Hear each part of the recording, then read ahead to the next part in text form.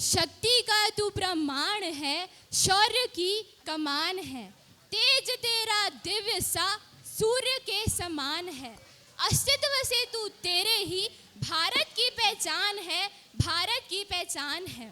भारत के इतिहास के पन्नों को यदि पलट कर देखा जाए तो न जाने कितने ही वीरांगनाओं ने अपने देश के लिए अपने प्राणों को समर्पित कर दिया, कितने ही नाम अमर हो गए और आज भी उनके बलिदानों को याद करके हम सभी का सीना गर्व से चौड़ा हो जाता है। नमस्ते, मैं भक्ति सहवानी और मैं हंसिका लालवानी आपके समक्ष इतिहास के पन्नों में से कुछ ऐसी वीरांगनाओं की गाथा लाई हूँ जिन्होंने न सिर्फ आज़ादी का सपना देखा बल्कि उसे सच करने के लिए अपने प्राणों की आहुति तक दे डाली, पर फिर भी इनके नाम और बलिदानों की कहानी समय के कालचक्र में कहीं भी सुनाई नहीं दी।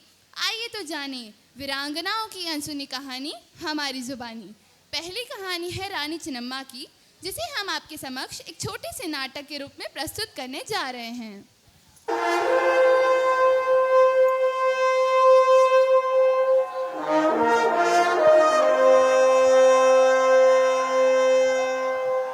रानी चिन्नम्मा कित्तूर की एक बहादुर रानी थी, जिन्होंने 1824 में अंग्रेजों के खिलाफ सशस्त्र विद्रोह किया था।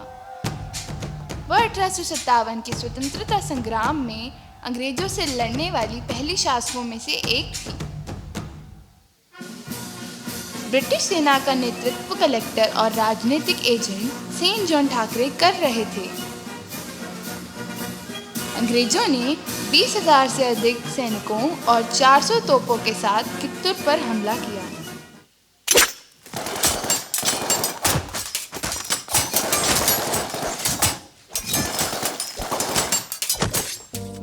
चिन्नम्मा ने अंग्रेजों के खिलाफ विद्रोह किया और 1824 में कित्तूर किले की रक्षा के लिए युद्ध किया। चिन्नम्मा की सेना ने बहादुरी से लड़ाई की और ठाकरे को युद्ध में मार डाला। चिन्नम्मा ने 2 ब्रिटिश अधिकारियों को बंधक बना लिया, लेकिन बाद में उन्हें रिहा कर दिया गया। अंग्रेजों ने फिर से हमला किया और चिन्नम्मा को पकड़ लिया गया।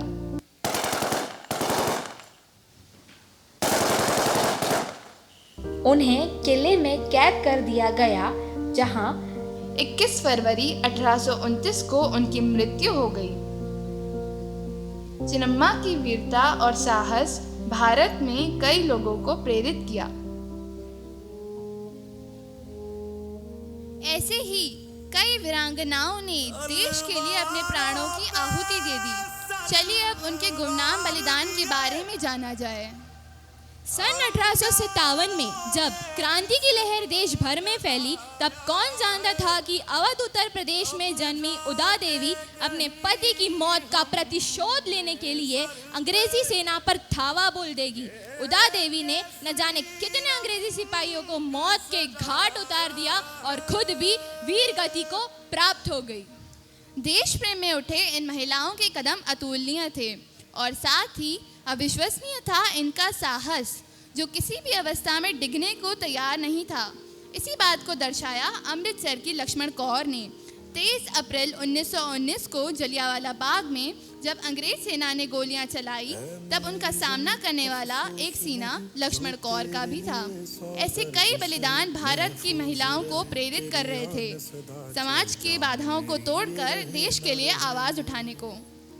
और ऐसी ही एक आवाज़ थी उषा मेहता की, जिन्होंने रेडियो रोशन पर निडर होकर अंग्रेजों द्वारा किए जा रहे अत्याचार को सूचना देशवासियों तक पहुंचाई। क्रांति की लहर धीरे धीरे देश के हर एक कोने तक फैल रही थी और इसी में खुद को शामिल किया कटल्लुर तमिलनाडु की एक सच्ची स्वतंत्रता सेनानी अंजलाई अम्मल ने। असहयोग आंदोलन और भारत छोड़ो आंदोलन में इनका योगदान प्रशंसनीय था। गर्भावस्था जैसी नाजुक घड़ी में भी यह जेल जाने से नहीं घबराई।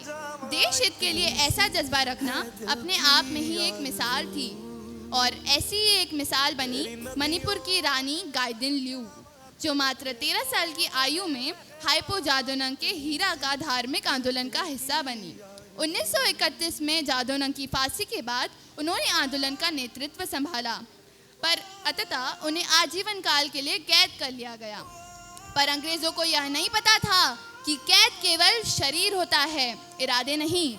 कुछ ऐसा ही इरादा गौरम्मा के मन में था जब वो मैसूर राज्य में एक जवाबदेही सरकार बनाने को लेकर एक आंदोलन का हिस्सा बनी। तब 25 अप्रैल 1938 को हुई पुलिस फायरिंग द्वारा कई आंदोलनकारियां अमर हो गई, जिसमें गौरम्मा भी एक थी। आज़ादी की लड़ाई में देश के हर कोने से, हर राज्य में रहने वाली महिलाएं स्वतंत्रता सेनानियों ने महत्वपूर्ण भूमिका निभाई। स्वतंत्रता संग्राम की गाथा इन महिलाओं के योगदान के बिना अधूरी है। केवल अंग्रेजियों की ही नहीं बल्कि समाज की बेड़ियों को भी तोड़ते हुए बलिदान और शौर्य से भरी इनकी कहानी इस बात की साक्षी है कि देशभक्ति से बढ़कर कोई धर्म नहीं, देशभक्ति से बढ़कर कोई धर्म नहीं। आज भले ही कहीं गुम हो गए ये नाम, जिन्होंने कर दी नौछावर देश के लिए अपनी जान। तुम्ही से तो है मेरा भारत देश महान। तुम्हारे निस्वार्थ बलिदान को हम सभी का शत शत प्रणाम, शत शत प्रणाम, शत शत प्रणाम।